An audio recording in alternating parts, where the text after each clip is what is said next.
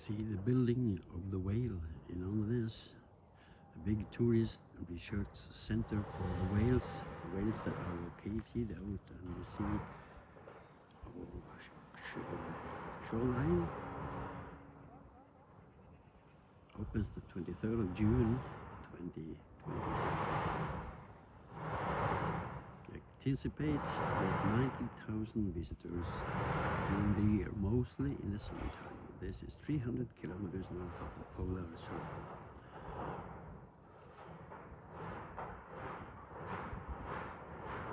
Please come visit and enjoy. You'll be well taken care of. See you next time.